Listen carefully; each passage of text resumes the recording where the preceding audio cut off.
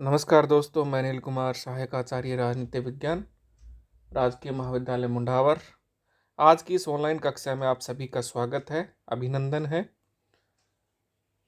दोस्तों, पूर्व के वीडियो में हम एम.एन. रॉय के सामान्य परिचय के बारे में पढ़ चुके हैं, उनके जीवन परिचय के बारे में पढ़ चुके हैं और मार्क्सवाद के संबंध में उनके क्या दृष्टिकोण है, क्या रुख था उनका, मार्क्स के संबंध में कहाँ वो समानता रखते हैं, कहाँ वो भेद रखते हैं, अंतर रखते हैं मार्क्स से। तो उन विचारों का हम पूर्व के 2 वीडियो के माध्यम से अध्ययन कर चुके हैं। आज के इस वीडियो के माध्यम से हम जो उनका सबसे महत्वपूर्ण विचार है, जो उनकी सबसे महत्वपूर्ण देन है उनके विचारों की, उनमें जो तत्व है रेडिकल ह्यूमनिज्म का, यानी मौलिक मानवतावाद का, जिसे नवीन मानवतावाद भी कहते हैं, वैज्ञानिक मानवतावाद भी कहते हैं, उसका अध्ययन हम करेंगे। तो ये मानवतावाद, नवीन मानववाद, ये सब क्या है? मौलिक मानववाद राय के संपूर्ण चिंतन का सर्वाधिक महत्वपूर्ण है तत्व है। एम.एन. रॉय के मौलिक मानववाद को नवीन मानवतावाद भी कहते हैं, वैज्ञानिक मानवतावाद भी कहते हैं। तो ये सब क्या है, इसके बारे में हम आज की इस वीडियो के माध्यम से विस्तृत विवेचना करेंगे। साम्यवादी अंतर्राष्ट्रीय से निष्कासित होने के बाद रॉय धीरे धीरे मार्क्सवाद से हटते गए। अब वे भारतीय राजनीति में सक्रिय हुए और उन्होंने भारतीय राष्ट्रीय कांग्रेस में प्रवेश किया। लेकिन जब उन्होंने देखा कि कांग्रेस को अपने विचारों के अनुकूल ढाल पाना संभव नहीं है, तब कांग्रेस का परित्याग करके दिसंबर 1940 में अपनी अलग से एक पार्टी बना ली, रेडिकल डेमोक्रेटिक पार्टी। सन 1945-46 के चुनावों में जब उनकी पार्टी को कोई सफलता नहीं मिली, तब राय को यह विश्वास हो चला कि जब तक भारत में सांस्कृतिक और बौद्धिक क्रांति नहीं आएगी, तब तक लोग मौलिक लोकतंत्र के सिद्धांतों को नहीं समझ सकेंगे। और इसीलिए उन्होंने रेडिकल डेमोक्रेटिक पार्टी को भंग करके अपनी समस्त जो ताकत है, ऊर्जा है, वो भारत के बौद्धिक पुनर्जागरण में लगा दी, जिसका उद्देश्य मौलिक मानववाद के विकास के लिए मार्ग प्रशस्त करना था। अपने जीवन के अंतिम 7 वर्षों में, यानी 1947 से लेकर 1954 तक, वे भारत और विदेशों में मौलिक मानववाद के जनक के रूप में विख्यात हुए। रॉय ने मौलिक मानववाद का प्रतिपादन प्रमुख रूप से अपने ग्रंथ न्यू ह्यूमनिज्म और अपने साप्ताहिक पत्र इंडिपेंडेंट इंडिया, जिसका उन्होंने बाद में 1949 में नाम बदलकर रेडिकल ह्यूमनिस्ट कर दिया था, इनमें किया है। मानववाद का प्रतिपादन रॉय के पूर्व भी कुछ पूर्वी और पश्चिमी विचारकों, जैसे कि प्रोटेगोरस है, इरास्मस मोर है, बुकनिन है और हर्डर है, इनके द्वारा पूर्व में भी किया जा चुका है। भारत में आधुनिक काल में राजा राम मोहन राय है, रविंद्रनाथ टैगोर है, गोपाल कृष्ण गोखले हैं, अरविंद घोष, महात्मा गांधी आदि विचारकों के चिंतन में भी मानववाद के तत्व देखे जा सकते हैं। लेकिन रॉय अपने मानववाद को नवीन अथवा मौलिक नाम देकर यह बताना चाहते हैं कि उनका मानववाद पूर्ववर्ती जो भी विचारक रहे हैं, विद्वान रहे हैं, या उनके समकालीन जो भी विचारक हैं, विद्वान हैं, उनके मानववाद से बिल्कुल भिन्न विचार हैं। कुछ सीमा तक वस्तु स्थिति भी यही है कि एम.एन. रॉय के मानववाद से संबंधित जो विचार हैं, वो पूर्व के विचारकों से बिल्कुल अलग हैं। पाश्चात्य विचारकों और आधुनिक युग के भारतीय महामनाओं द्वारा जिस मानववाद का प्रतिपादन किया गया, उसमें वे मानव को किसी न किसी अति प्राकृतिक और अति मानवीय सत्ता के अधीन रखने की इच्छा और धारणा से नहीं बचा पाए हैं। परिणाम स्वरूप वे अपने मानववाद में मानव को वांछित केंद्रीय स्थान नहीं दे पाए। रॉय इस प्रकार की किसी अति प्राकृतिक और अति मानवीय सत्ता के अस्तित्व को स्वीकार नहीं करते। उनके मानववाद का केंद्र बिंदु संपूर्ण रूप में मानव ही है और इस दृष्टि से इसे नवीन या मौलिक मानववाद की संज्ञा दी गई है। रॉय के मानववाद की मूल समस्या व्यक्ति की स्वतंत्रता की रक्षा और व्यक्ति की नैतिकता का उत्थान है, और इस मानववाद के मूल तत्व हैं स्वतंत्रता, बुद्धि और नैतिकता। रॉय लिखते हैं कि अगर हम मनुष्य स्वभाव से देखें तो वह विवेकपूर्ण है, नैतिक है। अतः एक उन्मुक्त और न्यायपूर्ण सामाजिक व्यवस्था के निर्माण में वह स्वतंत्र है, पर चूंकि समकालीन विश्व का नैतिक और चिंतन स्तर गिर चुका है तथा सार्वजनिक जीवन में नैतिक मूल्यों का पतन हो चुका है, अतः एक स्वस्थ, उन्मुक्त और न्यायपूर्ण सामाजिक व्यवस्था के निर्माण के लिए हमें कठोर प्रयत्न करने होंगे। रॉय का सुझाव था कि वर्तमान सामाजिक दर्शन और सिद्धांतों का इस ढंग से पूरी तरह नवीनीकरण होना चाहिए कि सामाजिक जीवन में नैतिक मूल्यों की सर्वोच्च सत्ता प्रतिष्ठित हो जाए और मनुष्य अपने गौरव को वापस से पा सके। रॉय के इस मौलिक मानववाद के प्रमुख तत्वों का उल्लेख इस प्रकार है। पहला है, मानव संपूर्ण जीवन का मूल और प्रत्येक वस्तु का आधार है। मौलिक मानववाद के अनुसार मनुष्य ही मानव जाति का मूल है तथा प्रोटेगोरस के इस विचार को स्वीकार करता है कि मनुष्य ही प्रत्येक वस्तु का मापदंड है। पहले कथन का से दोस्तों हम देखें तो वो ये है कि मानव जीवन अपने में पूर्ण है तथा मानव को किसी बाहरी और अति प्राकृतिक सत्ता का आश्रय लेने की कोई आवश्यकता नहीं है और न ही इसका कोई औचित्य है। दूसरे कथन के आधार पर, जो कि विख्यात यूनानी दार्शनिक प्रोटेगोरस का है, रॉय ने यह विश्वास व्यक्त किया कि प्रत्येक वस्तु के मूल्यांकन का आधार यही हो सकता है कि वह मानव जीवन को किसी न किसी रूप से प्रभावित करती है। रॉय के अनुसार मनुष्य अपने भाग्य का निर्माता है और उसमें इतनी क्षमता है कि वह विश्व को आज की तुलना में श्रेष्ठ और सुंदर बना सके।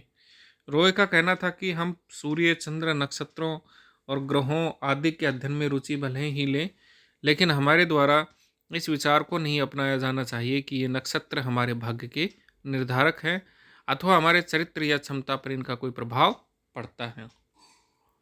इस प्रकार रॉय का संपूर्ण ध्यान इस संसार की वास्तविकताओं पर है। वे ईश्वर के अस्तित्व को स्वीकार नहीं करते और मनुष्य को भाग्यवाद के स्थान पर पुरुषार्थ के हाथों समर्पित करते हैं। हम सामान्यतः व्यक्ति की अपेक्षा और संस्थाओं की पूजा करते हैं। रॉय के अनुसार यह उचित स्थिति नहीं है। हमें यह मानकर चलना चाहिए कि व्यक्ति प्रधान तत्व है और समाज व्यक्ति की सृष्टि है। व्यक्तियों ने ही अपने उद्देश्यों की पूर्ति के लिए समाज को बनाया है, अतः सभी प्रकार के सामाजिक, राजनीतिक, आर्थिक और नैतिक संबंधों का निर्धारण इस रूप में किया जाना चाहिए कि उनसे व्यक्ति की स्वतंत्रता को ज़्यादा से ज़्यादा संबल मिले। अगली बात है कि मानवीय बुद्धि और विवेकवाद में विश्वास। रॉय लिखते हैं कि व्यक्ति के जीवन और उसके व्यक्तित्व में विवेक सार्वभौमिक समन्वय की प्रतिध्वनि है। रॉय के अनुसार मानव प्रकृति का मौलिक और विशिष्ट तत्व उसकी बुद्धि है। हमें प्रवृत्तियों, भावनाओं, आत्मा आदि को मानव प्रकृति का आधारभूत तत्व नहीं मानना चाहिए। इस प्रकार रॉय ने मनुष्य की बौद्धिक और क्रियात्मक शक्ति की उत्कृष्टता में विश्वास व्यक्त किया है। रॉय का कथन है कि अध्यात्मवाद तो अंधविश्वास का प्रतीक है और विकास तभी संभव है जब हम अंधविश्वास का परित्याग कर मानवीय बुद्धि को जागृत और परिष्कृत करें तथा विज्ञान और बुद्धि की सहायता से रचनात्मक कार्य करने की ओर कदम बढ़ाएं। हमें एक स्पष्ट और बुद्धिवादी दृष्टिकोण विकसित करना चाहिए ताकि अपनी समस्याओं का समुचित निराकरण कर सकें और एक स्वतंत्र तथा उन्मुक्त वातावरण में मानवीय सभ्यता का विकास कर सकें। अगली बात है कि मानववाद का प्रेरक तत्व क्या है? स्वतंत्रता है। रॉय के मानववाद का प्रेरक तत्व स्वतंत्रता है और रॉय ने स्वतंत्रता के 3 आधार बताए हैं, 3 बेस बताए हैं। पहला है दोस्तों मानववाद, दूसरा है व्यक्तिवाद और तीसरा है विवेकवाद। राय के मनुष्य के आत्मविश्वास और आत्म सुरक्षा के लिए स्वतंत्रता को आवश्यक मानना है तथा मौलिक मानववाद मनुष्य के स्वतंत्र अस्तित्व एवं प्रभुत्व के लिए न केवल जागरूक वरन प्रयत्नशील भी है। उसका मानववाद मानव मात्र को स्वतंत्रता का संदेश देता है। मनुष्य एक विवेकशील प्राणी है, अतः वह स्वतंत्रता की कामना करता है। स्वतंत्रता के मार्ग में अनेक बाधाएं और कठिनाइयां आती हैं, जिनके लिए आंशिक रूप से प्रकृति, आंशिक रूप से धार्मिक, सामाजिक और राजनीतिक संस्थाएं और आंशिक रूप से स्वयं मनुष्य उत्तरदायी है। न केवल प्राकृतिक बाधाओं ने वरन धर्म और जादू ने भी मानव सभ्यता को सीमित किया है। धर्म ने अपना बुद्धिवादी चरित्र खोकर अपनी कठोरता और कट्टरता से मानव स्वतंत्रता और मानव सभ्यता को बड़ा आघात पहुंचाया है। इसी प्रकार परिवार, राज्य और कानून आदि विभिन्न सामाजिक और राजनीतिक संस्थाओं ने भी रूढ़िवादी और परंपरागत रवैये से हमारे दृष्टिकोण को संकीर्ण और स्वार्थपूर्ण बनाकर स्वतंत्रता के मार्ग में बाधाएं खड़ी की हैं। स्वतंत्रता का अर्थ है व्यक्ति की अंतर्निहित शक्तियों और क्षमताओं की अभिव्यक्ति पर लगे प्रतिबंधों का सहज विलीनीकरण। अतः स्वतंत्रता के लिए आवश्यक है कि बौद्धिक दृष्टिकोण अपनाकर धर्म और जादू का परित्याग किया जाए और सामाजिक तथा राजनीतिक जीवन की संस्थाओं, परिवार, राज्य और कानून आदि को हमारी स्वतंत्रता और विकास के अनुकूल बनाया जाए। स्वतंत्रता मौलिक मानववाद का मूल आधार है और रॉय ने स्पष्ट रूप से कहा है कि राज्य को ऐसा कोई भी कार्य नहीं करना चाहिए जिसमें व्यक्ति की स्वतंत्रता सीमित हो। स्वतंत्रता का तात्पर्य यह नहीं है कि व्यक्ति सब कुछ करने के लिए स्वतंत्र है, उस पर विवेक का नियंत्रण है जो उसे बुराई से रोकता है। विवेक ही व्यक्ति को सामाजिकता सिखाता है। व्यक्ति तथा समाज में कोई विरोधाभास नहीं हो सकता। यदि व्यक्ति विवेक का मार्गदर्शन प्राप्त करता रहे तो ऐसा संभव है। धर्मनिरपेक्ष नैतिकता से अनुप्रेरित रॉय के मौलिक मानववाद का एक प्रमुख आधार नैतिकता है। रॉय ने विचार व्यक्त किया कि नैतिकता और बुद्धिवादिता मनुष्य के दो महत्वपूर्ण लक्षण है, प्रमुख लक्षण है, जिनके अभाव में मनुष्य को मनुष्य नहीं कहा जा सकता। हम नैतिकता को भुलाकर शक्ति प्रधान राजनीति में फंस गए हैं, इसलिए हमारे सार्वजनिक जीवन का पतन होता जा रहा है और हम नाना प्रकार के संकटों से घिर गए हैं। आवश्यकता इस बात की है कि समस्त जीवन में नैतिकता को पुनर्स्थापित किया जाए, लेकिन रॉय की यह नैतिकता धर्म अथवा आध्यात्मवाद पर आधारित नहीं है, वरन इसका स्वरूप धर्मनिरपेक्षवादी है। रॉय का कहना है कि नैतिकता कोई अति मानवीय तथा बाहरी वस्तु न होकर एक आंतरिक शक्ति है जिसका पालन मनुष्य को ईश्वरीय अथवा प्राकृतिक भय से नहीं अपितु समाज कल्याण की भावना से करना चाहिए। यह नैतिकता ईश्वर की रचना नहीं है, वरन तर्क और विवेक से जुड़ी हुई है। इस प्रकार उन्होंने नैतिकता की धर्म पर निर्भरता का खंडन किया है और इसी कारण इसे धर्मनिरपेक्ष नैतिकता की संज्ञा दी गई है। अगली बात है कि दोस्तों एम.एन. रॉय राष्ट्रवाद से मुक्ति की बात करते हैं और विश्व बंधुत्व के वो समर्थक हैं। रॉय कहते हैं कि राष्ट्रवाद को वर्तमान संकीर्णताओं का मूल कारण माना जा सकता है जिसने प्रतिक्रियावादी शक्तियों को प्रोत्साहित किया है। तो वो विश्व बंधुत्व की भावनाओं में विश्वास रखने वाले व्यक्ति हैं और उनके विचारों में संकीर्णता कहीं भी हमें दृष्टिगोचर नहीं होती है। तो ये उनके मानववाद के संबंध में प्रमुख विचार हैं। आगामी वीडियो में हम उनके अन्य विचारों का अध्ययन करेंगे। धन्यवाद दोस्तों।